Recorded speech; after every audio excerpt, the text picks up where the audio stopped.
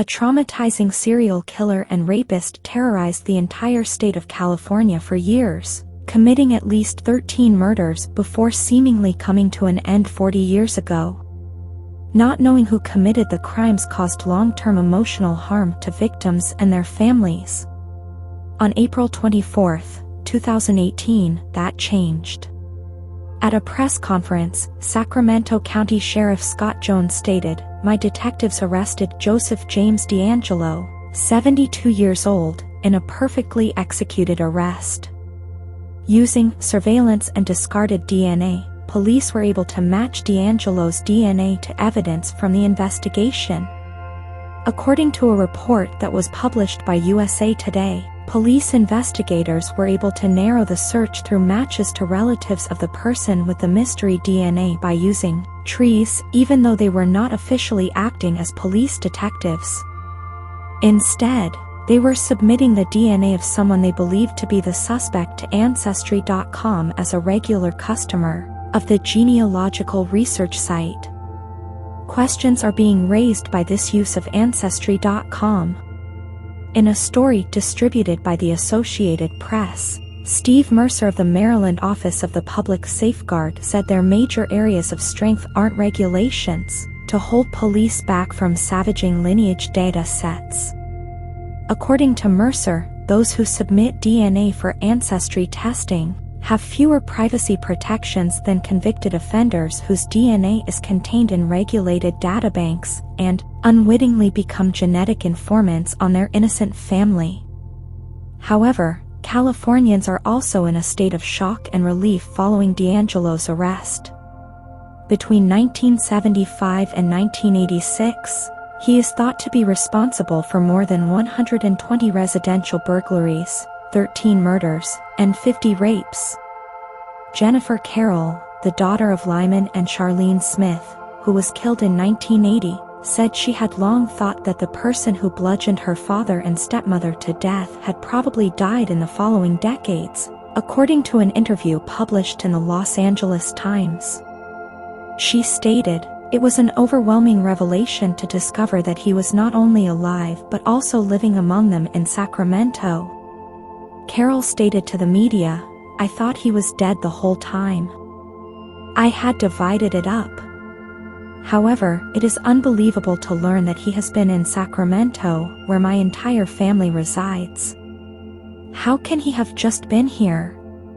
Within the last 2 years, a cold case unit led by the Ventura County District Attorney has renewed its efforts to locate the Golden State Killer. In 2016, the FBI offered a $50,000 reward for information that led to an arrest. And Marie Schubert, the district attorney for Sacramento County, stated, "We were all aware that we were searching for a needle in a haystack."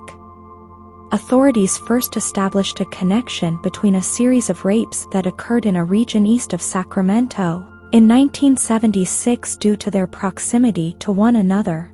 A similar description of the rapist, a white man with blonde hair who stood close to 6 feet tall, and the sadistic rituals that he performed on his victims.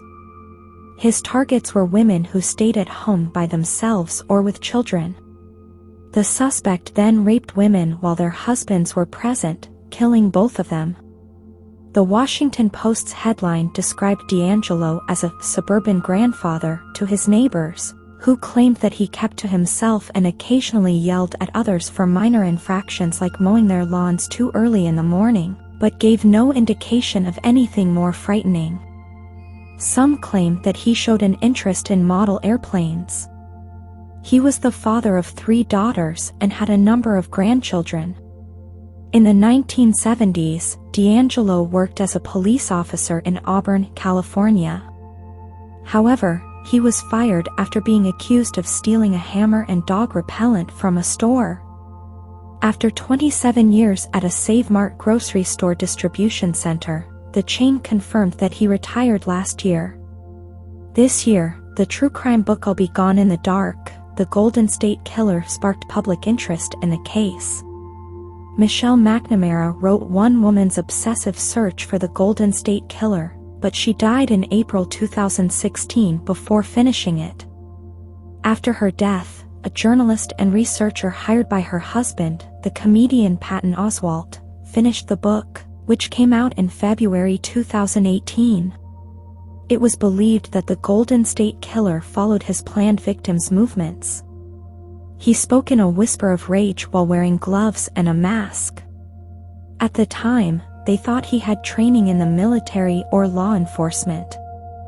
Mr. D'Angelo was arrested by investigators using some of the same tactics used by the suspect to stalk his victims. The police surveilled his movements, studied his routines, and pounced when he left his house, the New York Times wrote.